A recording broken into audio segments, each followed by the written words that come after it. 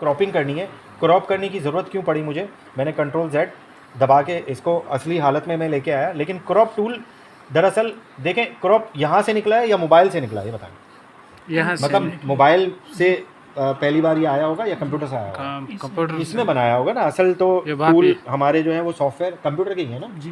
Mobile में जितनी भी आप डिज़ाइनिंग देखते हैं, जो कुछ भी देखते हैं, वो कंप्यूटर से डिज़ाइन की गई है ना जी, ठीक है। तो क्रॉप टूल असल में आया वो यहाँ से आया, यहाँ से मिलता है, यहीं से हमें मोबाइल में दिया गया। तो क्रॉप टूल का असल में काम क्या है, तस्वीरों को छोटा भी करता है ये और तस्वीर को बढ़ाता भी है, ठीक है। अब तस्वीर को बढ़ाएगा कैसे, पहले हमने पूरी तस्वीर पे ये देखें यहाँ पर लेकर आ गए।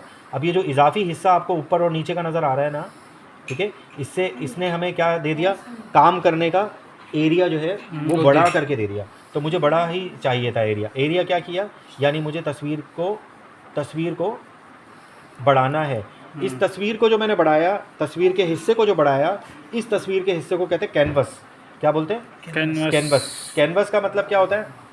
कैनवस कहते हैं उस फ्रेम को, जैसे कि ये बोर्ड है, ये बोर्ड इसका एक पूरा फ्रेम होता है जो डिज़ाइनिंग जो बनाते हैं, है ना भाई, ये सारी चीज़ें उनसे मुतासिर होकर काफ़ी सारी चीज़ें बनी हुई हैं, है ना। वो बोलते हैं आर्टिस्ट हैं हम ड्राइंग बनाते हैं, है ना, पेंटिंग बनाते हैं, तो वो क्या करते हैं, फ्रेम। ये बोर्ड आपको मिलेगा यहाँ से। अब मैं कैनवस का लफ्ज़ ही नहीं बताऊँगा आपको, तो आप ढूंढते रह जाओगे। अब जबकि फोटोशॉप में तो कैनवस ही लिखा हुआ है, अब मैं कहाँ से लेके आऊँ दूसरा लफ्ज़ बताएं। अगर मैं ये लफ्ज़ ही नहीं बताऊंगा आपको तो आप ढूंढते रह जाओगे, मिलेगा ही नहीं। ये जो सेलेक्ट हुआ हुआ है इस वक्त है कैनवस साइज़, ठीक है। अब इसका मकसद क्या है, आप दुकान का बहुत बड़ा साइन बोर्ड डिज़ाइन कर रहे हैं, ठीक है, या आप पे क्लिक करेंगे और कैनवस साइज़ यहाँ से हम बढ़ा सकते हैं और कैनवस साइज़ को कम भी कर सकते हैं। मैं इसको बोल रहा हूँ कि भाई इंचेस में तो मुझे समझ में नहीं आ रहा, सही है, मैं सिर्फ इसकी लंबाई को बढ़ाना चाहता हूँ क्योंकि मुझे नीचे लिखना है कुछ इंग्लिश में, ठीक है। बस हम फिर वो लिखते हैं, मैं थोड़ा सा आपको उसमें हाथ सेट करवाऊँगा, ख़त्म। वो बहुत ईजी है, आप लोगों को आता है, कलर चेंज करना, साइज़ चेंज करना, राइटिंग चेंज करना, बस ये चीज़ें पढ़ेंगे और क्लास ख़त्म कर देंगे, सही है। तो यहाँ कैनवस साइज़ में, कैनवस यानी कि फ्रेम, वर्किंग एरिया जहाँ हम काम कर रहे हैं, ये तो हमें नज़र आ रहा है ना काम कर रहे हैं, इस हिस्से में तो आप काम ही नहीं कर सकते, ये तो फ्रीज़ हुआ है, ठीक है। अब यहाँ पे ये साइज़ बता रहा है, कह रहा है भाई इसकी विड्थ जो है वो 2 इंच है, 2.453 इंच विड्थ कहते हैं चौड़ाई को, और हाइट कहते हैं लंबाई को, ये तो आपको पता है सबको, ठीक है। हाइट मुझे क्या करनी है, डबल। अब या तो मैं कैलकुलेटर लेके आऊँ, मैं बोलूँ 1.533 का डबल क्या होता है, डबल इसका होगा 3 इंच, है ना, 3 होगा ना 1.5 का डबल, ठीक है। तो अब ये सारी कैलकुलेशन मैं करना ही नहीं चाहता, तो मैं क्या करूँगा, बड़ा आसान तरीका है, मैं इंच की जगह पे मैं परसेंटेज को ऑन कर दूंगा। इंच पे क्लिक किया और इसमें सारे यूनिट आ गए, पॉइंट्स, पिकास, मिलीमीटर, सेंटीमीटर, इंचेस, ठीक है, और पिक्सल्स और परसेंटेज। हम पिक्सल में चीज़ों को नहीं नाप रहे, यहाँ पे हम पिक्सल, क्योंकि पिक्सल तो बहुत सारे होते हैं। अभी थोड़ी देर पहले मैंने आपको क्या बताया था कि 1 इंच में 300 पिक्सल, ठीक है। अब 2 इंच में कितने पिक्सल होंगे, अब कैलकुलेट, ठीक है पिक्सल, हाँ अच्छा, ये परसेंटेज पे कर दिया हमने। जैसे परसेंटेज पे किया, अब ये हमें साइज़ नहीं दिखा रहा, ये कह रहा है 100% आपको ये अभी इस वक्त यानी कि नज़र आ रहा है 100% ये साइज़ इसका यहाँ पे मौजूद है। आप इसको बोलते हो भाई मुझे हाइट इसकी क्या कर दो, 200 कर दो या 150 कर दो। 150 कितना होगा, 1.5, ठीक है, 150, आप समझ गए। और कहाँ से बढ़ानी है हाइट, इसको ये बताना है। आपने इधर क्लिक कर दिया, बीच में ये नीचे खाली हो गया ना, तो नीचे इजाफी आपने बता दिया, इजाफा कहाँ पे करना है, नीचे की जगह पे, और मुझे हाइट में चाहिए, मुझे यहाँ तो नहीं चाहिए ना, तो यहाँ मैंने क्लिक नहीं किया, ये चौड़ाई में इजाफा होगा। अब क्या अजीब बात होगी, वहाँ मैं नंबर में हाइट दे रहा हूँ और बटन दबा रहा हूँ चौड़ाई का। हाइट और चौड़ाई अलग अलग चीज़ें हैं ना, समझ गए आप। तो मुझे यहाँ पे बीच में इधर क्लिक करना पड़ेगा और लंबाई में मुझे इसको जगह बतानी पड़ेगी, लंबाई में, लंबाई वाली जगह, ऊपर की जगह क्लिक करेंगे या नीचे की जगह क्लिक करेंगे तो ये ऊपर मुझे इजाफा करके दे देगा। आप समझ गए, ठीक है। तो मैंने यहाँ पे क्लिक किया, मुझे ऊपर नहीं चाहिए, क्योंकि अमूमन क्या होता है, अरबी मोनोग्राम जो है वो ऊपर होता है, नीचे इंग्लिश लिखी हुई होती है, समझ गए आप। ओके किया मैंने, तो ये देखें अभी नीचे इसने ऐड कर। यही काम हम वो क्रॉप से भी कर सकते हैं ना, क्रॉप हमें काट के भी देता है और बढ़ा के भी दे देता है, ठीक है। अब हम आते हैं डायरेक्ट लिखने पे, तो लिखाई जो है उसके लिए आपको टी दबाना पड़ेगा, या फिर ये जो टी टूल है इस पर क्लिक करना पड़ेगा, ठीक है। इस पर यहाँ पे क्लिक किया आपने, और राइट क्लिक करेंगे तो टूल खुल के सामने आ गए। 4 टूल है। पहला टूल वही इंपॉर्टेंट है, वही आपने करना है, वही इस्तेमाल होता है। दूसरे टूल तीसरे टूल की तरफ फ़िलहाल जाने की ज़रूरत नहीं है, वो मास्किंग होती है। ठीक है, मास्किंग हमारा सब्जेक्ट नहीं है तो मैं मास्किंग की तरफ नहीं जा रहा। पहले वाले टूल पे आपने क्लिक किया। अब ये जब ये बॉक्स बना हुआ आया, अंदर आई जो लिखा हुआ है, ये कह रहा है कि भाई टेक्स्ट बॉक्स आपको कहाँ चाहिए, आपको कहाँ लिखना है टेक्स्ट। तो आपको यहाँ जगह बतानी पड़ेगी। आपने क्या किया, आप इसको करीब कर लें, जूम कर लें। देखिए मैं कंट्रोल स्पेस दबाऊंगा और फिर माउस से क्लिक करूँगा। देखिए टूल चेंज हो गया ना, माउस से क्लिक करूँगा तो ये करीब आ गया, ताकि भाई हमें ऐसे थोड़ा सा करीब करके देख लें। और हमारी सहूलत के लिए हम पूरे उस पर काम कर सकते हैं, पूरी स्क्रीन पे हमारा काम आ जाता है। ठीक है, सारे टूल गायब हो जाते हैं टेम्पररी, यानी हमने टूल को गायब कर दिया। देखें इस तरह काम कर सकते हैं हम। ठीक है, आपको शॉर्ट की पता होना चाहिए कब कौन सा टूल चाहिए कब। ठीक है, अब मैं टैब दोबारा दबाता हूँ, सारे टूल वापस आ जाएंगे। अब मैंने यहाँ पे क्लिक किया कहीं पे भी, ठीक है, तो यहाँ अब देखें हो गई ना परेशानी। क्या परेशानी हुई कि मैंने इसको जूम ज़्यादा कर दिया। ठीक है, लेकिन हम अभी भी लिख सकते हैं, लिखेंगे तो हमें पूरी स्पेलिंग नज़र नहीं आएगी।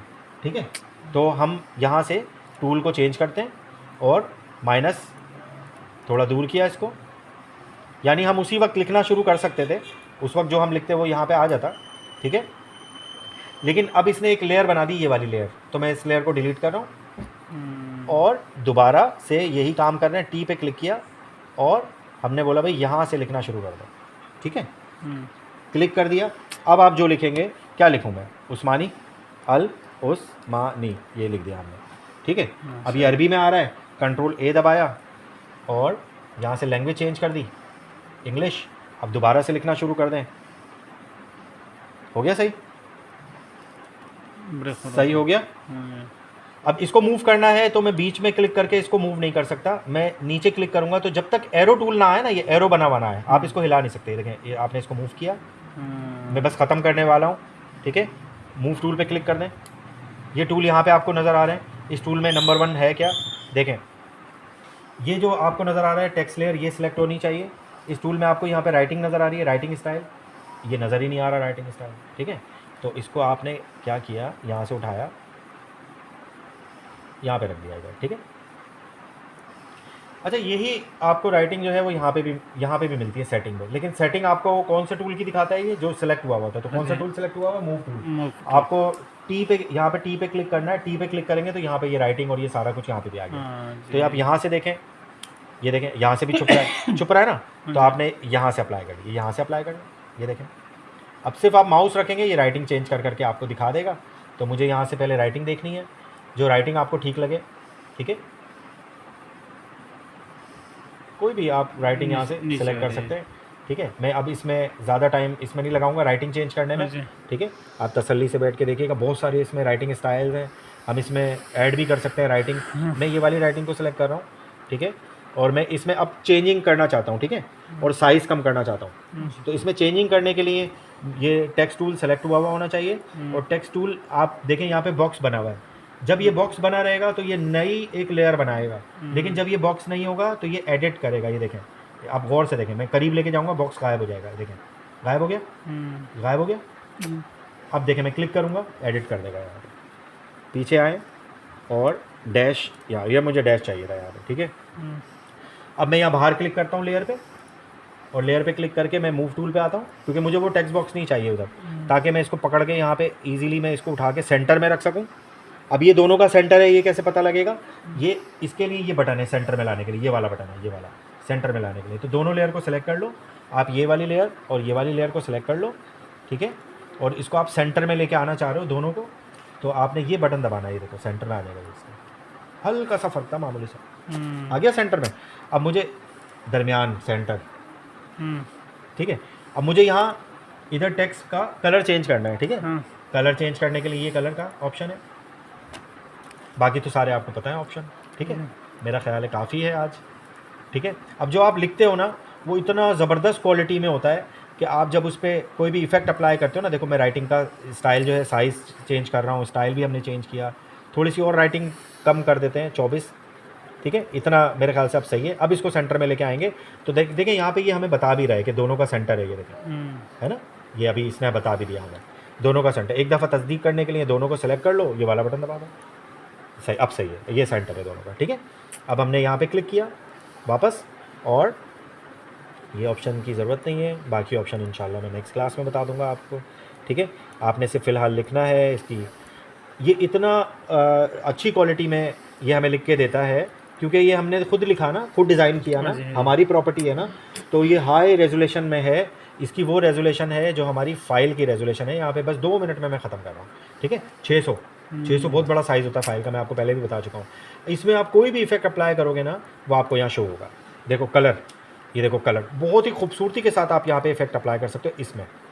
ये आपने बनाया डिज़ाइन, आप और कैसे डिज़ाइन बना सकते हैं, कैसे लेके आ सकते हैं हाई क्वालिटी में, तो ये हाई क्वालिटी है इसकी।